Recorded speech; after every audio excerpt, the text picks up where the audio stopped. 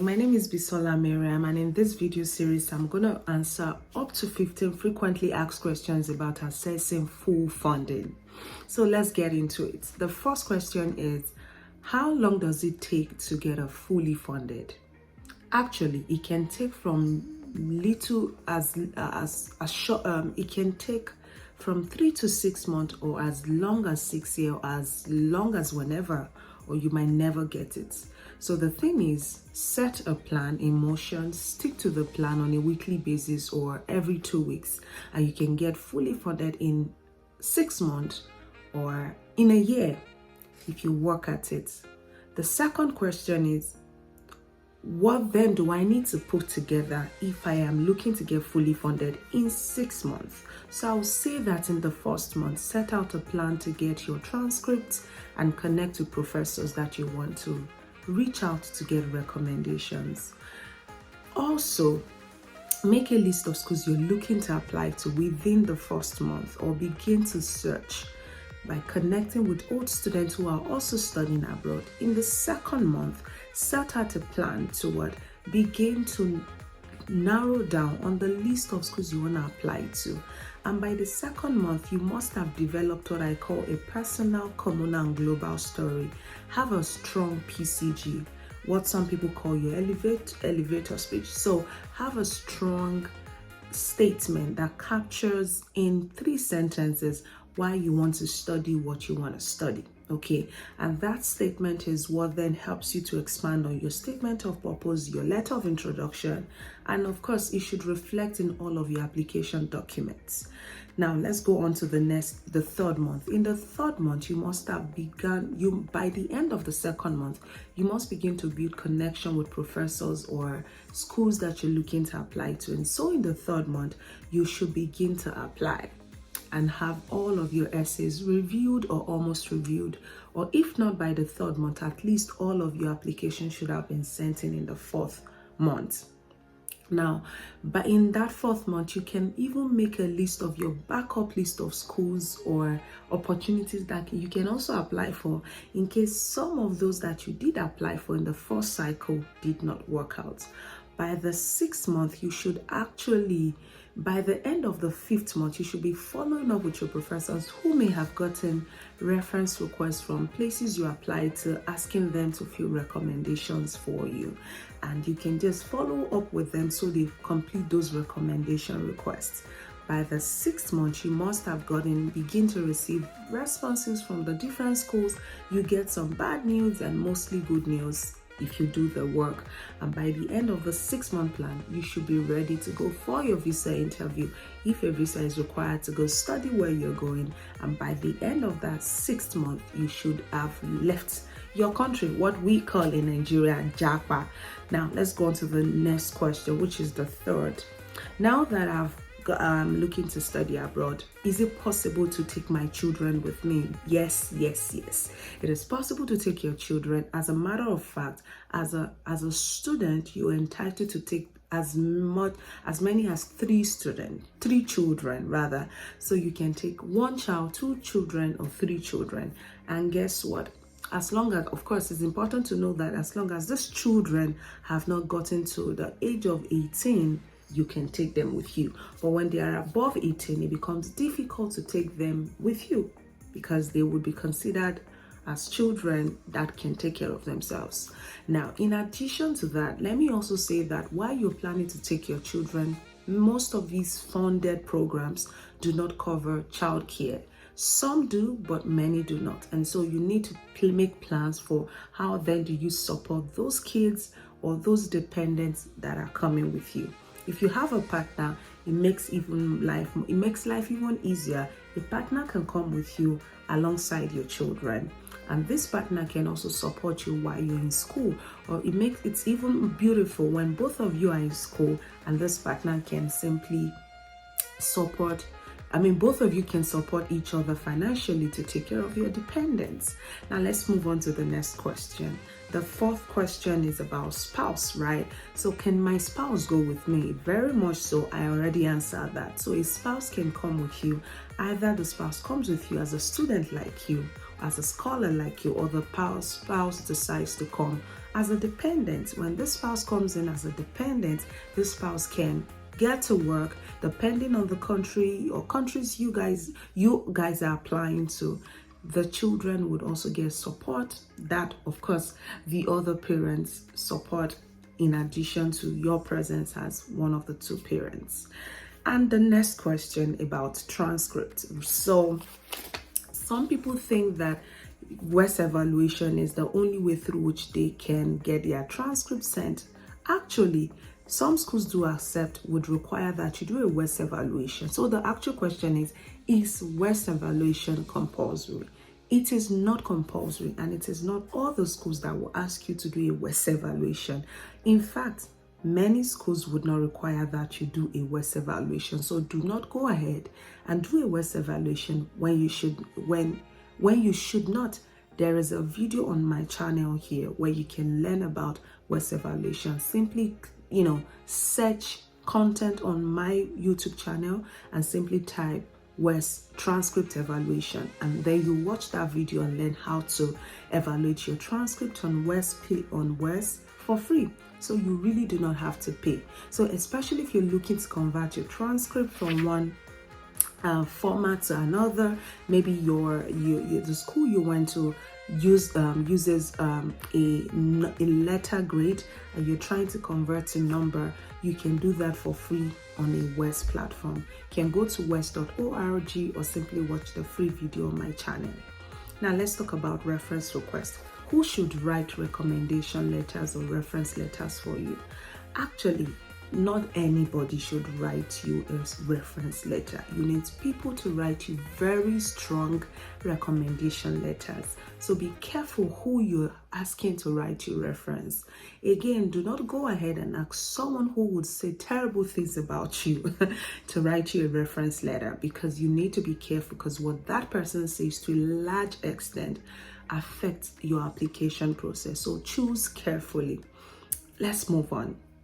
Now, when you're also looking to get people to write you references, make sure that they can speak about the area in which the academic community or that funded program wants people to speak on. So do not go and ask a pastor who does not know a lot or a little, or who doesn't know anything about your academic journey. Yes, they might know a little, but find someone that you have worked with closely on that area that you're looking to request a reference for. Maybe it's a job. If it is a job reference, for example, think about the employer that can speak so highly of you. If it is a funded program that you're applying to, think about supervisors in college or professors at your university, or that you have worked with as a research assistant, as a teaching assistant, or who taught you in grad school or in college or even high school. Think about that carefully. All right, so the next question is, where should I go to? Should I go to the USA or to Canada? Actually, you can go anywhere. As long as you get a fully funded program, you can study in any part of the world. So when scholars are applying, I often recommend that they do not limit themselves to applying to certain countries alone. In fact, I often recommend that they have a top choice, a second choice, a third choice, or maybe a fourth choice. So apply to different countries. Do not just limit yourself to applying to, to the USA or to Canada alone. Sometimes your second choice might end up becoming your first choice. That's how life is. So don't be caught up in this world that makes you think that be a little flexible. That's what I'm just trying to say. Be flexible. Now let's move on to the next question. So the next question is, I finished with an OND or an HND. I do not know if I can get fully funded, or are fully funded programs for people who only went to universities? No. Hello? No. Fully funded programs are not meant for people who only went to universities. These are inclusive programs. As long as you can present your document, you can show that you're a good and strong candidate for that matter, you would get in. I mean, people who go to polytechnics or who have HNDs or ONDs also wrote essays in school. They also took exams. They also got grades. They wrote papers. you can, once you can put your document together and send a strong application, it does not matter if you have an if you finished with an HND or a degree, all right, from a university or a degree from a polytechnic. It does not matter. Let's move on. So, are fully funded programs limited to certain areas? No, fully funded programs are not limited to certain areas. In fact, fully funded programs are open to people looking to get education in different areas. So do not think that fully funded programs are open to people who are focused on certain areas. So there is no limit to the opportunities out there. You just need to know the funding opportunities for your area. Now let's move on. So the next question is, someone says, I want to work, but I don't really want to go to school. But is it possible for me to get a short-term program that will allow me to work shortly after graduation? So I will tell you this. When I finished my first master's degree in the States, I got a full-time job, right? So I'm saying this here so that you know that. Now, I finished my master's degree in 18 months, meaning in less than 2 years. So if you come in, you can actually take courses or be in school just for 3 semesters. And after those 3 semesters, you can actually get fully funded. Does that make sense? So let's move on.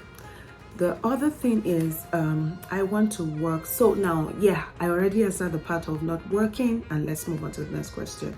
So are funded programs only for PhDs? No. Like I said, I finished a master's degree and it was fully funded. So fully funded programs are not limited to master degrees alone. All right. Now to the next question. So I finished my first degree in a certain area. Can I go or do something else or choose a different area that is not related to my first degree?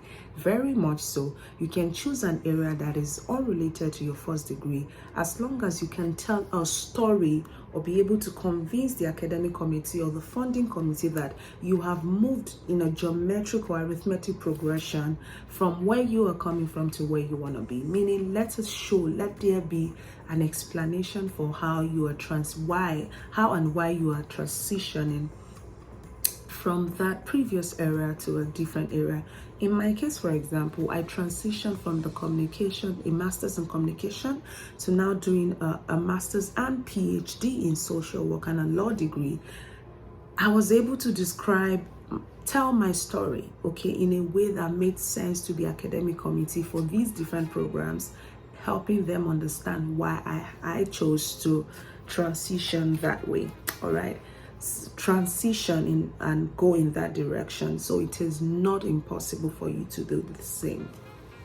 So now, how do I connect to professors abroad when I'm looking to get their attention? The thing to get at their attention is to tell a good story. Like, you need so there's something I usually tell my scholars to do, and that is that they write a letter of introduction. When you write a strong letter of introduction, what is typically called an LOI, that helps you to tell your story in a way that is captivating. The LOI is letter of introduction, and it's a simple description of you, your interest, and why you want to work with that professor. So once you can write that story in a very simple and very easy to understand way, following the PCG strategy, you would get the attention of a professor. And I bet they always respond to their emails. They do not ignore emails. They take those things very seriously because email is their primary channel of communication. Let's move on. Do I still need to provide proof of funding after I've received a scholarship, a grant, a fellowship, or an assistantship? No. Once you receive funding, it is fully funded. You do not need to provide any extra document. As long as your funding letter tells you the amount of funding you got, or the amount of scholarship money or grant money or fellowship money or assistantship money you have received, you just need to calculate how much it takes to be in that program or to study that degree. And when you're able to tell the difference and see that the difference is zero, right, from your bill from the university and the funding money you received, Once the difference is zero, then you've gotten a full funding.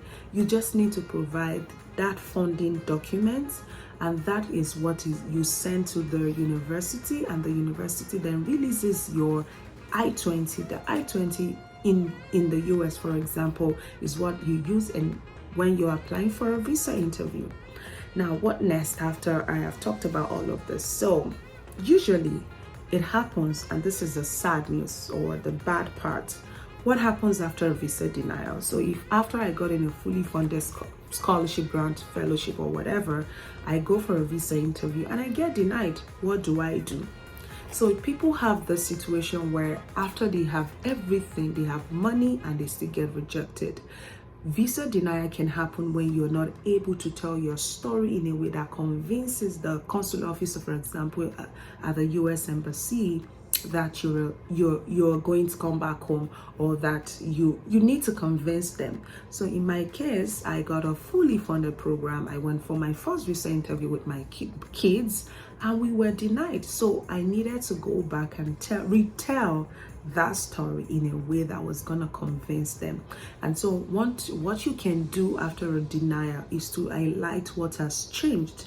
I mean, begin to document from the day you got denied the things that have changed from that day you got denied to the time you're going to go for the next visa interview. Maybe you didn't tell them convincingly that you were going to go back home. You should be able to show proof of the things that you're doing that show that, or demonstrate that you will be coming back to your country. Maybe you went for the first visa interview with children, or you're changing your mind the next time and you're planning to go alone for a while and then have the children come meet you later. You need to tell that in a convincing way so they know why, or you're going ahead and then you're going to go take your kids later, or your spouse later. So I hope that with this video have been able to answer some of the frequently asked questions about how to get fully funded. Now, if you're looking to get more insight aside from this FAQ, I want you to follow the link in the description of this video. First, to sign up, to learn how to sign up and join my email community. Second, you also get to learn about my different services. And of course, if you're looking for a one-on-one support, follow the link as well. On top of that, I want you to do me a favor. There are a lot of people who are stranded on the journey to securing full funding, and you and I can bridge that gap. How do you do so? By sharing this video with up to 10 or 100 people today. It is free, and so make sure you share it and make sure that as many people as possible have this information, because knowledge indeed is power, and you and I can make that change. Will you do that? Thank you so much for watching, and if you found this really useful, leave a big shout out in the comment section, and make sure that you've also signed up to join any of our coaching programs if that interests you. Take care.